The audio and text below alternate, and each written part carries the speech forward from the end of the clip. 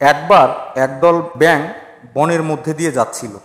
এমন সময় এই ব্যাঙের দল থেকে দুইটি ব্যাঙ গর্তে পড়ে গেল। গর্তটি এতটা গভীর ছিল যে মাটি থেকে উঠে আসা খুবই কঠিন।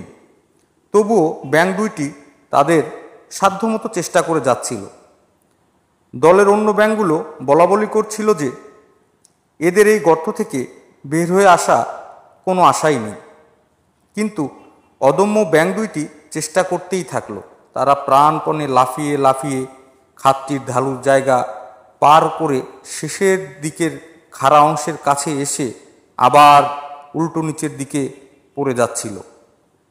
তখন উপরে থাকা বাকি ব্যাঙগুলো চিৎকার করে বলছিল যে তোমরা কিছুতেই উপরে উঠতে পারবে না, এটি খুবই বড় গর্ত, এখান থেকে উঠে আসার কোনো সম্ভাবনাই নেই। তাদের কথাগুলো এমন ছিল যেন তারা বলতে চাইছে শুধু কষ্ট করে লাভ নেই, আশা ছেড়ে দিয়ে মৃত্যুকে স্বীকার করে নাও, কষ্ট থেকে মুক্তি পাও। দুইটি ব্যাঙের মধ্যে একটি তাদের কথায় কান দিল এবং গর্তের উপরের দিকে ওঠা বাদ দিয়ে আবারও গভীরের দিকে লাফিয়ে পড়ে মরে গেল।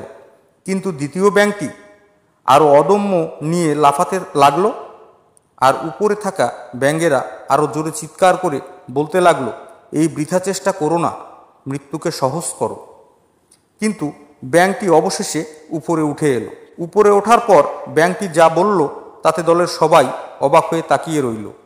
ব্যাঙটি বলল, উপরে থেকে তোমাদের চিৎকার করে করে আমাকে উৎসাহ দেওয়ার কারণেই আমি মনোবল পেয়ে উপরে উঠে আসলাম। তোমরা না থাকলে আমি হয়তো হাল ছেড়ে দিতাম। আমি কানে শুনতে পাই না, শুধু দেখতে পেয়েছি তোমরা গলা ফাটিয়ে আমাকে উঠে আসতে বলছো। গল্পের শিক্ষা, আশপাশের মানুষের একটি উৎসাহ মানুষকে কঠিন বিপদে সামনে এগিয়ে নিয়ে যেতে সহায়তা করে।